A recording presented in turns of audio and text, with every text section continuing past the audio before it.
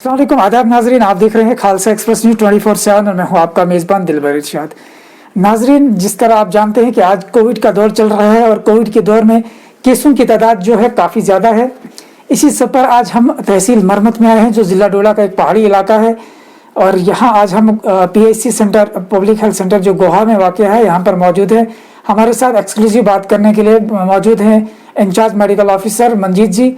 इनसे जानना चाहेंगे मरमत में जो केसेस की तादाद है या जो पॉजिटिविटी रेट है, इस तरह से वैक्सीनेशन ड्राइव जो चल रही है, इस सब पर उनसे जानकारी लेने की कोशिश करेंगे। सर, सबसे पहले आपका स्वागत है खालसा एक्सप्रेस 24/7 में। जी, थैंक यू। सर, सबसे पहले बात करेंगे हम तहसील मरमत में कोविड केसेस की। तो क्या रेट रहता है यहाँ पर केसेस का? यहाँ रेट्स ज़्यादा नहीं है, कुछ 2% है। जैसे हमने टोटल अभी तक 50 से 60 के आसपास टेस्ट किए हैं, तो उसमें 6-7 जो कोविड पॉजिटिव आया। तो जो पॉजिटिव केसेस आए थे उनका रिकवरी रेट कैसा रहता है? रिकवरी रेट एसिम्टोमेटिक थे, जिसमें 2 ही सिम्टोमेटिक थे जिनको ट्रीटमेंट पे डाला हुआ था, वो रिकवर हो चुके हैं, फुली रिकवर्ड हैं। और उनका हमारे जो हेल्थ वर्कर्स हैं वो जाकर पल्स ऑक्सीमीटर दिए हुए हैं हमने, वहाँ पर उनका हम ऑक्सीजन लेवल चेक करते हैं, पल्स रेट चेक करते हैं और हार्ट रेट चेक करते हैं, तो टेम्परेचर चेक करते हैं।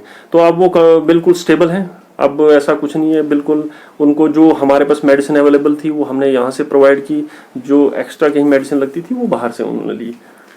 तो जी हाँ, ये बात हो रही थी कोविड केसेस की। तो अब बात करेंगे वैक्सीनेशन पर। जिस तरह वैक्सीनेशन ड्राइव है 18 से 45 साल की उम्र में और उसके बाद 45 से 60 साल की उम्र में, तो सर इस सब पर क्या कहेंगे, कितने आज तक यहाँ पर वैक्सीनेशन जो है का अमल जारी हुआ? अभी जो वैक्सीन है वो 45 से अब हो रही है, 45 से बिलो नहीं हो रही है, 45 से अब हो रही है। और लगभग 2500 के आसपास हमारे मरमत में अभी तक हमने वैक्सीन मतलब ये लोगों को डोजेस दी है। कुछ उसमें कुछ फर्स्ट डोजेस हैं, कुछ सेकंड डोजेस हैं, और कुछ एम्प्लॉइज हैं और कुछ ओल्ड एज पर्सन हैं। सभी लोगों को लगभग 2500 के आसपास हमारे यहाँ वैक्सीन दी गई। जिस तरह सर आज देखा गया है कि आज जो है कोविड के केसेस में खास करके कोमार्बिड पेशेंट जो हैं, जिनमें ऑलरेडी एक ही टाइम पर कई सारी बीमारियां होती हैं, तो उन सब के लिए मतलब किस तरह से आप वैक्सीनेशन का अमल कैसा रहता है? नहीं, ये चाहे कोमार्बिडिटी जो भी हो, लेकिन वैक्सीन का जो प्रोसेस है वो सेम है, उसमें कोई चेंजेस नहीं है। वो हर पर्सन के लिए एक ही प्रोसेस है वैक्सीन का, इसमें कोई चेंज नहीं होती है।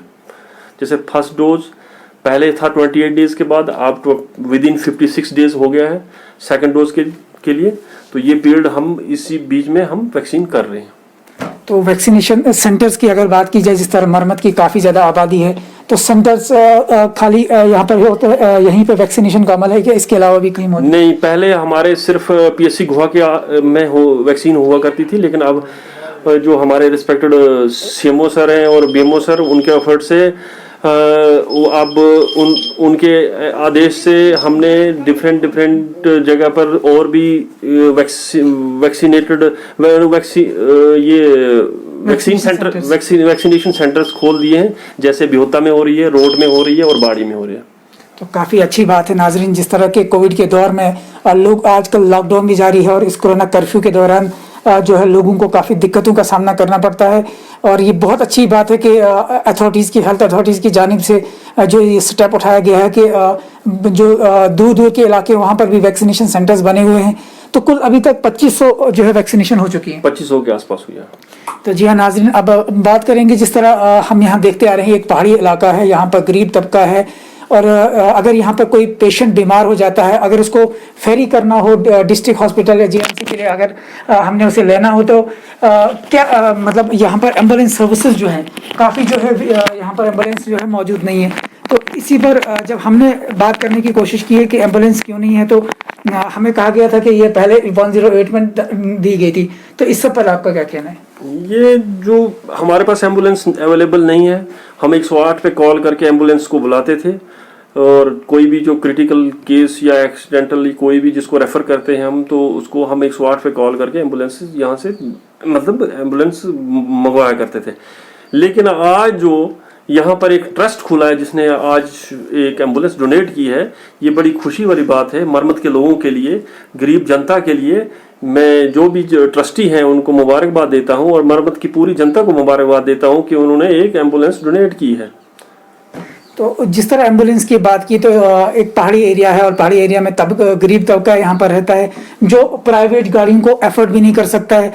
और जो IFSC ने, जो चैरिटेबल ट्रस्ट ने आज एक स्टेप भी लिया है, इसकी सराहना हम भी करते हैं, उन्हें मुबारकबाद पेश करते हैं। लेकिन हम बात करेंगे जिस तरह वो गवर्नमेंट एम्बुलेंस थी उस सब पर गवर्नमेंट की अथॉरिटीज़ की जानिब से, CMO साहब की तरफ से, डिस्ट्रिक्ट एडमिनिस्ट्रेशन की तरफ से कोई आश्वासन दिया गया कि वो नहीं? हमारे CMO सर और जो अभी हमारे पास, जैसा कि आप लोग जानते हैं कि हमारे ब्लॉक में BMO नहीं थे, जब से BMO सर आए हैं वो एफर्ट लगा रहे हैं और हमारे CMO सर भी नए आए हैं और वो भी एफर्ट लगा रहे हैं। मुझे उम्मीद है, आशा है कि जल्दी ही यहाँ एम्बुलेंस हमारी गवर्नमेंट की तरफ से भी आ जाएगी। लेकिन ये डिले होने का कारण सिर्फ कोविड-19 है।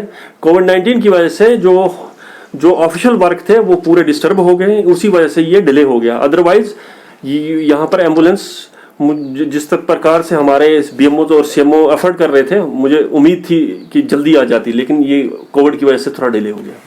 तो अगली बात हमारी ये है कि जिस तरह PIC सेंटर हमारा गोहा मरमत का है, जब हम यहाँ से गुजर रहे थे तो हमने भी ये महसूस किया और हमने ये पाया कि यहाँ पर हमें भी लगा कि यहाँ पर स्टाफ की कमी है। तो इसी सब पर सर आपका क्या कहना है कि आपकी कितनी यहाँ पर स्टाफ की वैकेंसी है या कमी है अभी? वैकेंसियां लगभग एक PSC चलाने के लिए 20 से 25 होती हैं, लेकिन ये कोविड-19 की वजह से हर जगह स्टाफ की शॉर्टेज है।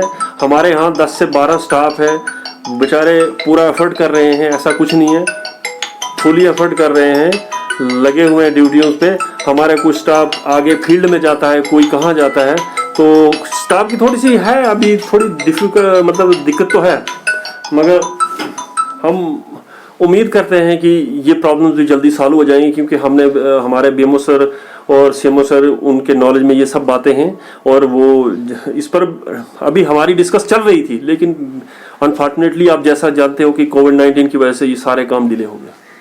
तो नाजरीन, जिस तरह हमने बात की कि PSC सेंटर गोहा में स्टाफ की बात की, इसके बाद एम्बुलेंस की बात की, क्योंकि ये एक पहाड़ी यहाँ पर एरिया है, यहाँ पर काफ़ी गरीब तबके के लोग रहते हैं और इनको अगर यहाँ पर प्राइवेट गाड़ियाँ अफोर्ड नहीं कर सकते हैं, तो इसी सब पर हमने बात की। और हम भी एडमिनिस्ट्रेशन से ये कहना चाहेंगे कि जिस तरह हमारे चीफ मेडिकल ऑफिसर डोला हैं और डिप्टी कमिश्नर डोला हैं विकास सर, उनसे भी हम ये कहना चाहेंगे कि मरमत जैसा एरिया जो है इस पर नज़रसानी की जाए, जहाँ पर स्टाफ की कमी है, एम्बुलेंस की कमी है।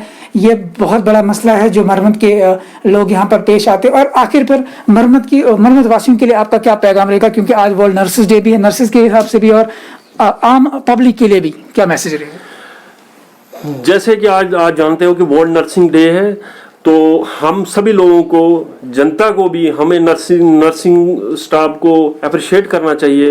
वो बहुत ही अच्छा कार्य, अपनी ड्यूटी प्रदान करती हैं, चाहे किसी भी हॉस्पिटल, चाहे मेडिकल कॉलेज हो, चाहे PSC लेवल पे हो, सब सेंटर लेवल पे, तो उनका एफर्ट बहुत ही सराहनीय होता है। तो हमें उनको इस मौका पे उनको अप्रिशिएट करना चाहिए और मुबारकबाद देनी चाहिए। बाकी रही जनता के लिए, मरमत की जनता के लिए मेरी यही रिक्वेस्ट है मेरी मरमत की जनता से कि आपको सबसे पहले कि जो कोविड-19 के जो भी SOPs हैं वो फॉलो करने हैं। और इस वक्त ये पेंडेमिक आपको पता है पीक पॉइंट पे है, हमारे खासकर जम्मू कश्मीर में भी काफ़ी ज़्यादा केसेस आ रहे हैं।